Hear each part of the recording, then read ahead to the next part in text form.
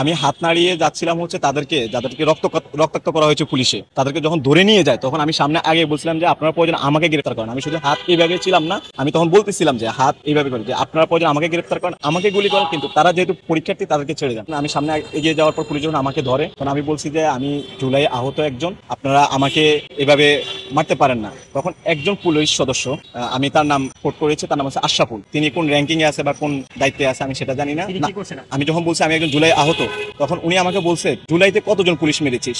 আমি বললাম আপনি আমাকে এটা কি বলছেন, জুলাইতে কতজন পুলিশ মারছি মানে। তখন সে আমাকে এটা বলার পর আমার কলার ধরে আমাকে নিচে ফেলে দেয়, আমার পা ছিলে যায়। এরপর ওই পুলিশ সদস্য আশরাফুল নামে, এবং ভিডিওতে আপনারা দেখবেন একজন সাদা টি শার্ট পরা একজন পুলিশ সদস্য ছিল, সে আমাকে এভাবে বলছে যে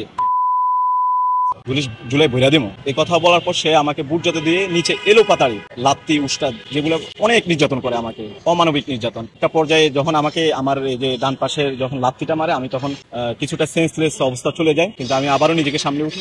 আপনারা হয়তো ভিডিও দেখছেন যে পুলিশ সদস্য আমাকে নিয়ে আসছে, তখন আমি বলছিলাম, আমাকে বিভিন্ন সাংবাদিকরা প্রশ্ন করছিল আপনি এখানে কেন এসেছেন। আমি তখনও চিৎকার করে, আমি যতটুকু শক্তি দিয়ে পারছি আমি বলছি যে এখানে আমি এসেছি এই জন্য যে আমার কলেজের ছোট ভাইরা যারা জুলাইতে অংশগ্রহণ করেছে আমার সাথে, তাদেরকে আহত এবং রক্তাক্ত করা হয়েছে এবং তাদেরকে গ্রেফতার করা হয়েছে, আমি সেই জন্যই এসেছি। আমি হাত নাড়িয়ে যাচ্ছিলাম হচ্ছে তাদেরকে, যাদেরকে রক্তাক্ত করা হয়েছে পুলিশে, তাদেরকে যখন ধরে নিয়ে যায় তখন আমি সামনে আগে বলছিলাম যে আপনারা প্রয়োজন আমাকে গ্রেফতার করেন। আমি শুধু হাত এইভাবে ছিলাম না, আমি তখন বলতেছিলাম যে হাত এইভাবে করি যে আপনারা প্রয়োজন আমাকে গ্রেফতার করেন, আমাকে গুলি করেন, কিন্তু তারা যেহেতু পরীক্ষার্থী তাদেরকে ছেড়ে দেন। আমাকে বাধা দেওয়া হচ্ছিল, তারাও পরীক্ষার্থী ছিল, এবং হচ্ছে যাদেরকে গ্রেফতার করা হয়েছে আহত করা হয়েছে তাদেরই বন্ধু বান্ধব ছিল, তারা হচ্ছে উইলসের চলমান এসএসসি পরীক্ষার্থী এবং হাবিবুল্লাহ বাহারের কয়েকজন ছিল।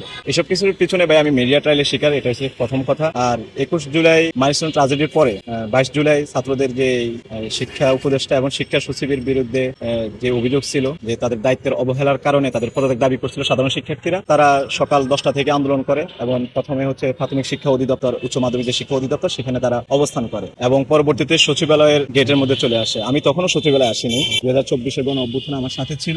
তারা ওখানে আহত হয় এবং রক্তাক্ত করা হয়। এই খবর যখন আমি শুনি তখন আমি 0 পয়েন্টের দিকে এগিয়ে যাই।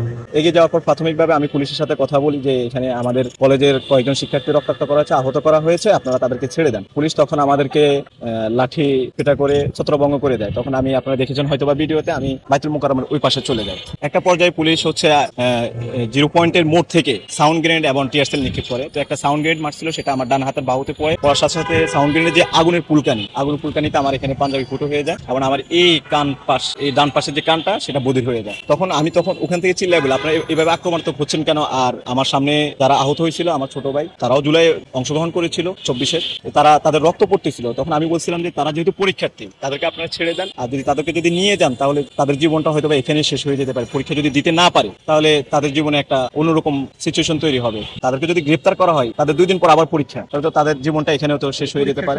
আমি ওখানে কেন গিয়েছিলাম, আমি আসলে আন্দোলনের সমর্থনে যাইনি। আমি যখন খবর পেয়েছি যে যারা আমার সাথে জুলাইতে অংশগ্রহণ করেছে, আমার ছোট ভাইরা চলমান এসএসসি পরীক্ষার্থী যারা, তারা যখন রক্তাক্ত হয়েছে এবং পুলিশ তাদেরকে ধরে নিয়ে যাচ্ছে, এই খবর যখন শুনে তখন আমি ছোট ভাইদের উদ্দেশ্য করে আমি ওখানে গিয়েছি।